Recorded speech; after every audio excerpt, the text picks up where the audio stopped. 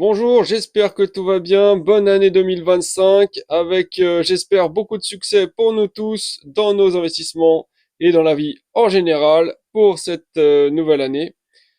Donc on va démarrer le classement des plateformes de peer-to-peer sur lesquelles j'investis, hein, le classement du mois de décembre 2024. Donc comme d'habitude, j'ai classé toutes les plateformes, de la 20e place, celle qui a le moins bien performé, pour le mois de décembre 2024, à la première place, celle qui aura le mieux performé.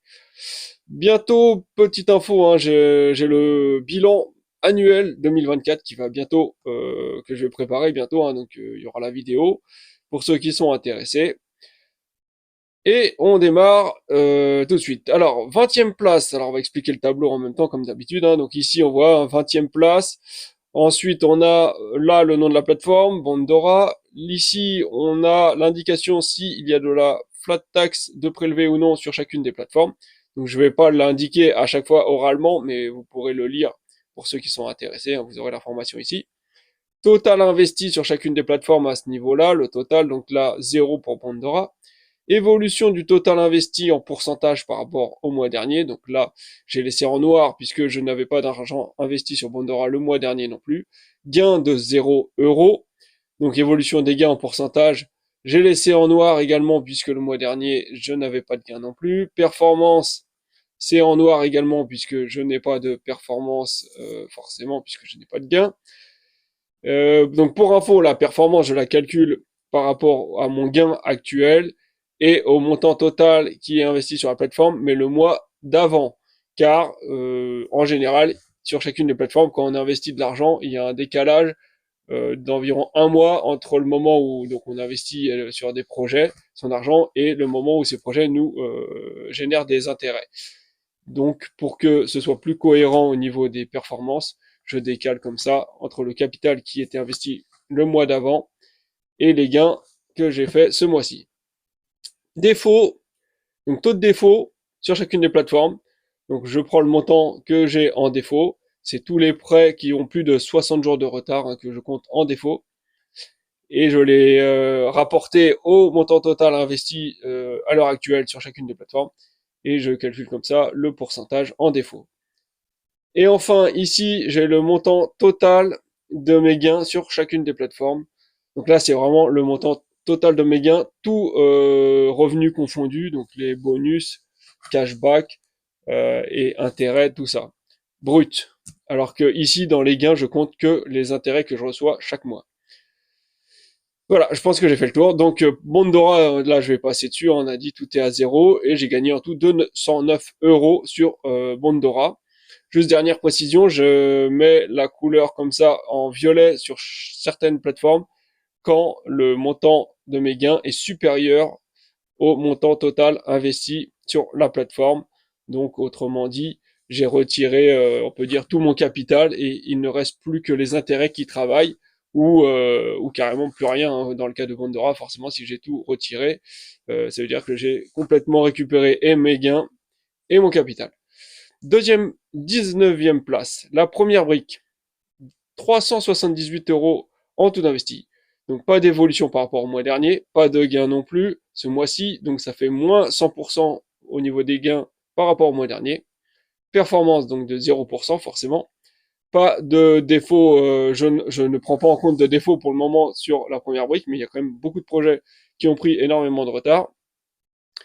35 euros en tout de gains sur la première brique depuis le début. Donc voilà, on est par rapport au montant total investi, je suis qu'à 10% de gain par rapport à. Donc si je veux faire travailler uniquement mes intérêts, il va falloir que je retire quand même pas mal d'argent, hein. Il faudra que je retire quasiment la totalité. J'ai pas reçu beaucoup d'argent pour le moment sur la première brique, hein, dit autrement. 18e place, Monster, 141 euros en tout d'investi, c'est moins 2,8% par rapport au mois dernier. 0,09 centimes de gain, c'est moins 91% par rapport au mois dernier. 0,06% de performance. 94% de défaut, donc une grosse partie de mon capital est en défaut sur Monster. 69 euros de gain en tout sur Monster depuis que j'investis. Donc on voit que grosso modo j'ai fait en gain un peu moins de la moitié de ce qui me reste d'investi. Donc il faudrait que j'arrive à retirer encore un peu d'argent sur Monster, mais ça va être compliqué vu que, comme je vous ai montré, tout est quasiment en défaut. 17e place, les entrepreneurs, 484 euros en tout d'investi, c'est 0,10% de plus que le mois dernier. 0,66 centimes de gain, c'est 240% de plus que le mois dernier. 0,14% de performance, 27, presque 28% de défaut. Donc là, ça fait pas mal de mois que j'ai un projet qui est en défaut sur les entrepreneurs. Vu que les entrepreneurs, ce sont souvent des projets où il faut mettre minimum 100 euros, investir 100 euros sur chacun des projets. Donc c'est vrai que très vite, dès qu'un projet part en défaut, on a un gros montant qui est bloqué. Et là, on voit ça avec les intérêts qui ne sont pas payés, j'arrive à 135 euros. Donc ça fait déjà bientôt un tiers du montant total qui est investi, que j'ai investi sur les entrepreneurs. Donc c'est pas une super nouvelle. Et sachant que j'ai fait en tout 91 euros de gains, donc on voit que j'ai fait moins de gains que le montant du projet qui est en défaut. Pour l'instant sur les entrepreneurs. Donc là, c'est pas une bonne nouvelle.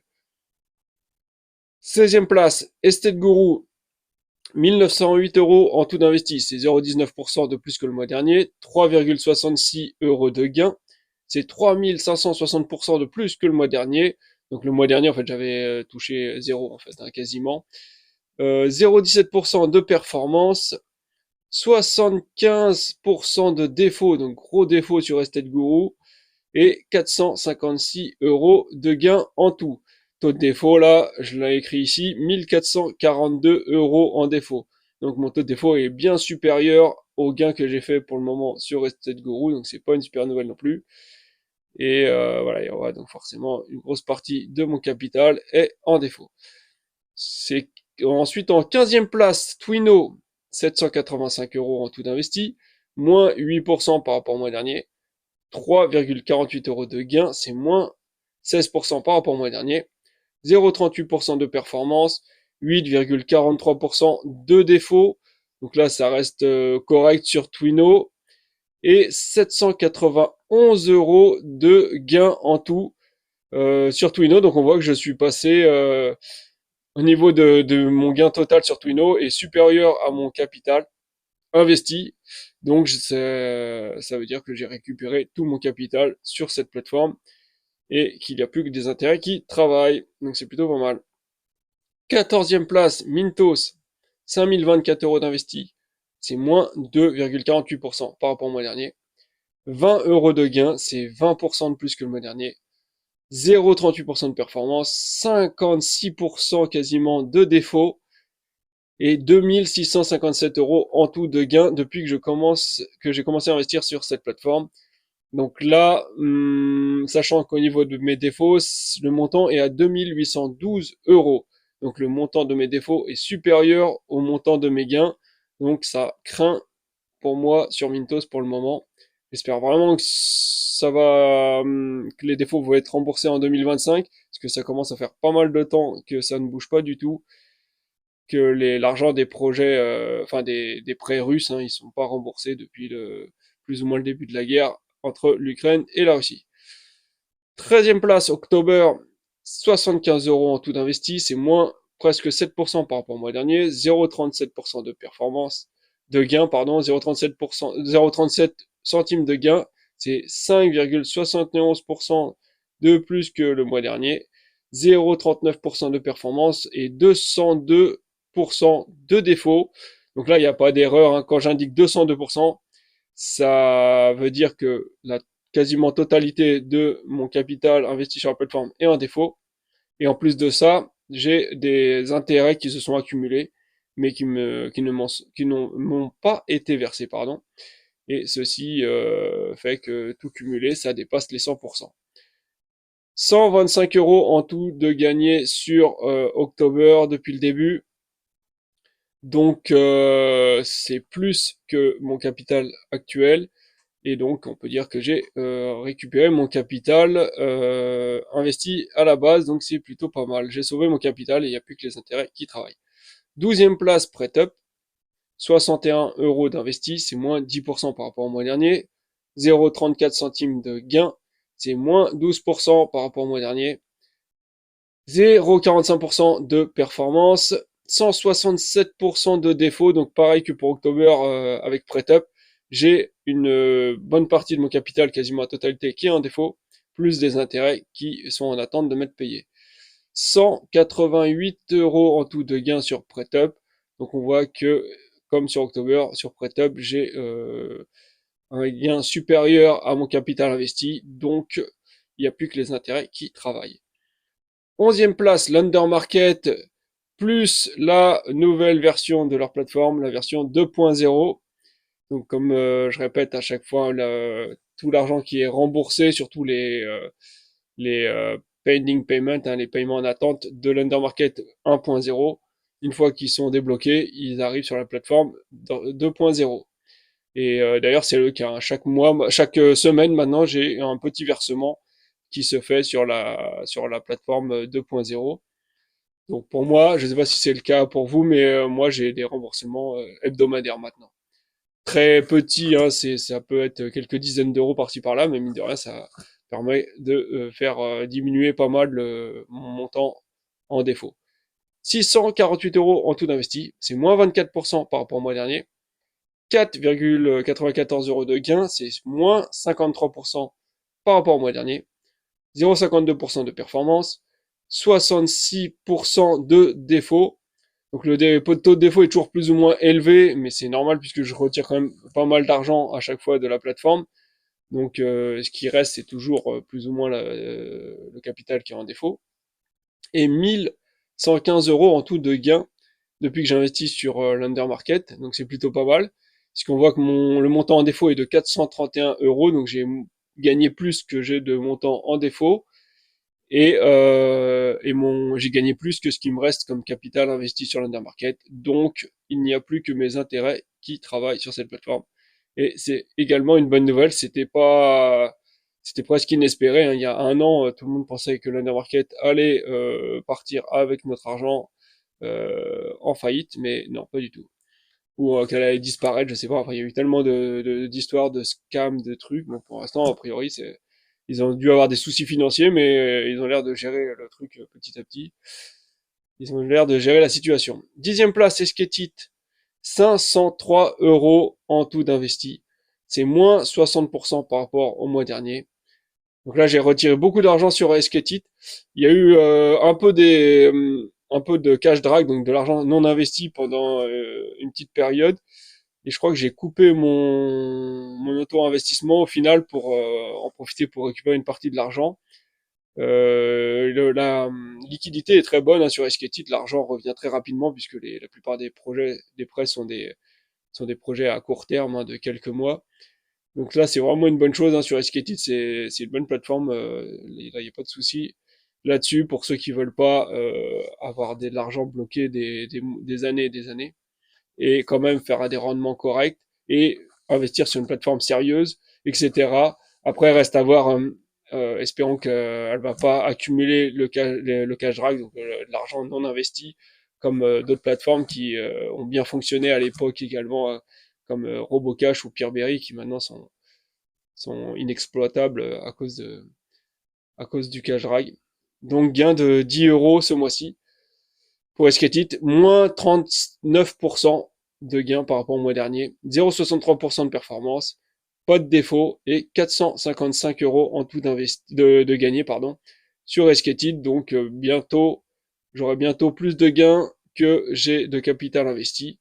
Et donc j'aurai plus que mes intérêts qui travaillent sur Esketit et ce sera parfait également. 9e place, bien prêté, 529 euros en tout investi, c'est moins 19% par rapport au mois dernier.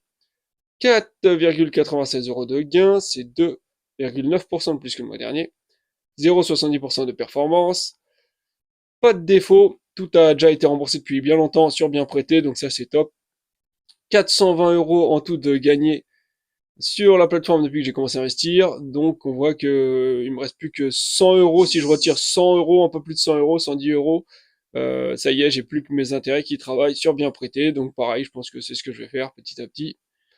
Ça sera l'idéal pour moi. Pour l'instant, c'est mon objectif, quoi. 8e place, vient Invest. 747 euros en tout d'investi, c'est moins 29%. 9,33 euros de gain, c'est moins 25%. 0,72% de performance. pas de défaut. Et 511 euros en tout de gains, j'y arriverai pas. 511 euros de gains depuis que j'ai commencé à investir sur cette plateforme. Et donc, bon, ça approche petit à petit hein, de l'objectif d'avoir uniquement mes intérêts qui travaillent sur la plateforme. Et il me reste environ un peu plus de 200 euros à retirer que je ferai au fur et à mesure sûrement. Septième place Debitum, 6 984 euros en tout investi. C'est moins 1,95% par rapport au mois dernier. 78 euros de gain, c'est 5% de plus que le mois dernier. 1,03% de perf. Pas de défaut, et 2430 euros en tout de gains depuis que j'ai commencé à investir sur cette plateforme. Donc les gains sont importants, mais le montant total investi l'est encore plus. Donc pour le moment, il va falloir que je retire encore pas mal d'argent de Debitum si je veux qu'il n'y ait uniquement mes intérêts qui travaillent. Ensuite, on arrive en sixième place avec Robocash, 4054 euros en tout d'investi. C'est moins 4% par rapport au mois dernier. 46 euros de gain, c'est 2,44% de plus que le mois dernier. 1,05% de performance.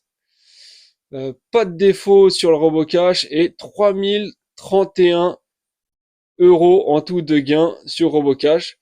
Donc là, c'est plutôt pas mal. Hein. On voit que petit à petit, j'arrive à mon objectif. Il me reste peut-être un peu plus de 1000 euros à retirer. Et j'aurai plus que mes intérêts qui travaillent sur Robocash. Sachant que Robocash, de toute façon, le problème, c'est que le cash drag, et là, je retire même pas volontairement, c'est que l'argent ne travaille pas. À chaque fois, l'auto-investissement me laisse de l'argent non investi. Et de toute façon, là, c'est par la force des choses que je récupère mon argent sur Robocash. Malheureusement.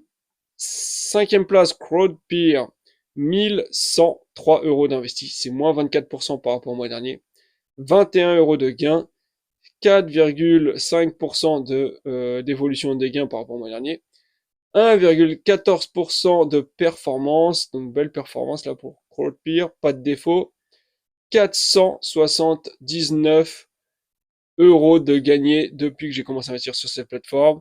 Donc là, on voit que j'ai encore de la marge, hein, j'ai encore plus de 500 euros de capital que je pourrais retirer si je veux que mes intérêts, qu'il n'y ait plus que mes intérêts qui travaillent sur cette plateforme. Donc je vais voir à retirer petit à petit mon argent. Je vais voir, je suis pas pressé parce que CrowdPeer de toute façon c'est une plateforme qui est très fiable hein, jusqu'à maintenant, jamais eu de soucis et les rendements sont quand même pas mal du tout. Seul problème c'est qu'il y a du prélèvement à la source, hein, comme j'indique ici. On est prélevé à 15%, donc ça fait un peu mal. Voilà, puisque après, bien sûr, on peut le déduire de nos impôts en France, hein, mais ça reste quand même de l'argent à avancer, etc. Et il y a un processus qu'on peut faire pour être exempt de ce prélèvement, mais franchement c'est compliqué. Il faut le refaire sur chacune des plateformes. Je vais vous dire que ça va vous passer l'envie. Hein, pour ceux qui investissent sur plus qu'une ou deux plateformes, ça donne pas envie. Quatrième place, Swapper, 1035 euros d'investis, c'est 1,15% de plus que le mois dernier. 11 euros de gain, 20% de performance, 1,15%, je vais pas y arriver, hein, 11 euros de gain, c'est 20% de plus que le mois dernier, et 1,15% de performance, donc très belle performance pour Swapper, et 489 euros de gain en tout depuis que j'ai commencé à investir sur cette plateforme. Donc là, sur Swapper, je pourrais retirer 500 euros si je veux faire travailler uniquement mes intérêts. Mais là, ceci dit, sur Swapper, je pense que je vais laisser comme ça, puisque Swapper, comme on voit, il n'y a pas de prélèvement à la source, donc là-dessus, ça m'arrange bien. Et pour l'instant, je trouve que c'est raisonnable. 1000 euros sur Swapper, c'est très bien, c'est une plateforme qui tourne super bien en ce moment, il n'y a pas beaucoup de cash drag, donc j'ai envie d'en profiter. Donc là, je pense que Swapper serait même une plateforme où potentiellement je remettrais de l'argent à un moment ou à un autre, sûrement durant l'année 2025. Je vais voir, je suis en train de réfléchir à quelques plateformes sur lesquelles je pense que je vais me concentrer. Je pense pour l'année 2025. Et il y a beaucoup de plateformes où définitivement je vais liquider dès que possible pour un petit peu condenser mes investissements en peer-to-peer sur quelques plateformes que j'ai repérées maintenant qui sont quand même très efficaces hein, depuis le temps. Donc Swapper qui est très efficace. Troisième place, Peerberry, 2300 euros en tout d'investi, c'est moins 6,5% par rapport au mois dernier. 28 euros de gain, c'est 52% de plus que le mois dernier, donc gros gain là sur Peerberry. 1,15% de performance et remboursé. Hein, ça y est, tous les projets en défaut ont été remboursés, tous les prêts hein, qui étaient en Ukraine. Il restait quelques prêts à rembourser et ça a été fait ce mois-ci au cours du mois de décembre. Donc terminé, plus aucune dette vis-à-vis des investisseurs sur Peerberry. C'est excellent, excellente plateforme. Hein. Franchement, ils ont assuré. Malheureusement, beaucoup de cash drag sur les prêts court terme. Donc soit il faut focaliser sur les prêts long terme, immobilier, tout ça, soit tant pis, abandonner la plateforme. 1763 euros en tout de gagné depuis que j'ai commencé à investir sur cette plateforme, pour donc 2300 euros investis à l'heure actuelle. Donc si je retire encore un peu d'argent, il n'y aura plus que mes intérêts qui travaillent. Et donc c'est ce que je vais faire, certainement, comme pour les autres plateformes. Et je concentrerai peut-être tout l'argent du coup sur des prêts immobiliers, je vais voir, enfin des prêts long terme, tout ce qu'ils proposent, peu importe. Deuxième place, Maclear, 1542 euros d'investis, c'est moins 8% par rapport au mois dernier. 20 euros de gain, c'est moins 2% par rapport au mois dernier. 1,16% de performance, donc malgré la baisse de mes gains, c'est quand même une énorme performance, hein, toujours sur Maclear. 1158 euros de gains en tout sur Maclear depuis que j'ai commencé à investir et il n'y a pas de défaut. Donc 1158 euros pour 1500 euros d'investi. Donc si je veux, je retire encore quelques centaines d'euros et sur Maclear, ça y est, pareil. Il n'y a plus que mes gains qui travaillent. Première place, Néo Finance. Donc Néo Finance, 1343 euros en tout d'investi. 1% de plus que le mois dernier. Gain de 15 euros. C'est moins 7% pratiquement par rapport au mois dernier. Performance de 1,18%, donc très bonne performance, hein, comme à peu près chaque fois sur Néofinance. Pas de défaut et 190 euros de gain en tout. Donc bon là on est loin hein, sur Néofinance. Bon, c'est une plateforme sur laquelle j'ai commencé à investir finalement assez récemment par rapport aux autres et pas des grosses sommes. Hein. Je suis resté autour des 1000 euros comme ça. Donc les gains progressent tranquillement, mais il y a encore de la marge si je veux faire travailler uniquement mes intérêts.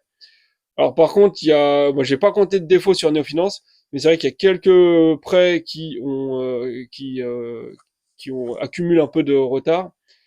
On va voir ce que ça va donner par la suite. Hein. Parfois, ils sont finalement remboursés. Hein. Faut faire le suivi comme ça. C'est vrai qu'il y a beaucoup de suivi sur Neofinance si on veut vraiment savoir tout ce qui se passe. Chacun de ces prêts, il faut aller vérifier où ils en est. Ils indiquent quand il y a du retard, qu'ils ont envoyé un email au particulier, enfin à l'emprunteur pour savoir quand c'est qu'il allait pouvoir payer, etc. Et donc bon, si on veut se donner bien sur Neofinance, c'est vrai qu'il y a des prêts qui ont vraiment des taux des rendements énormes. Hein. Parfois, j'ai eu jusqu'à 25%, je crois. Euh, et qui ont d'ailleurs, certains ont été remboursés, donc pactole direct. Mais ouais, certains, et bizarrement, les prêts sont notés par rapport à leur niveau de risque de A, B, C, je sais plus jusqu'à où ça va, mais D, je crois, je sais plus. Mais en tout cas, je me retrouve souvent avec des prêts en classé A ou B qui commencent à accumuler du retard, alors que j'ai plein de prêts en C, C+, donc avec des rendements assez élevés, hein, plus de 20%, et qui fonctionnent parfaitement bien, qui sont toujours remboursés en temps et en heure. Donc c'est un peu bizarre. Pourtant, j'avais regardé les statistiques et soi-disant que les prêts A et B étaient soi-disant les mieux remboursés, moins de retard, moins de défauts globaux au total. Voilà, en perte d'argent, je veux dire, voilà, s'il fallait vraiment, a priori statistiquement parlant, plutôt viser les A et B. Mais là, j'ai l'impression que moi, statistiquement parlant, je m'en sors mieux sur les prêts C+, enfin ceux qui sont les moins bien notés. Alors à voir, hein, bien sûr, parce que là on est sur du court terme. Néofinance, on parle de prêts qui sont parfois sur 5 ans, presque 10 ans même, je crois. Il y en a qui doivent faire 10 ans, donc forcément Voilà, peut-être ça va bien se passer pendant 3-4 ans, et puis peut-être pendant 6 ans après terminer, je vais plus entendre parler de remboursement, ça va être une galère. Je sais pas, pour l'instant, on verra, c'est affaire à suivre. De toute façon, c'est pour ça que j'ai pas mis non plus un montant énorme, parce que j'étais curieux, mais sans vouloir non plus prendre de risques énormes. Donc on arrive au toto, bah, ça fait 29 654 euros en tout d'investis sur toutes ces plateformes-là. C'est moins 8% par rapport au mois dernier. Donc voilà, hein, comme tout au long de l'année, j'ai poursuivi mon désinvestissement. 280 euros de gain, donc ça reste pas mal hein, au final. 0,41% d'évolution du gain par rapport au mois dernier, donc j'ai fait plus de gains malgré mes désinvestissements. Bon, je pense que ça se verra dans les prochains mois hein, quand même sur le niveau de mes gains. Ensuite, performance 0,87%. Donc c'est correct hein, par rapport toujours à mon taux de défaut, etc. Réussir à faire quand même une performance 0,87%, c'est plutôt pas mal.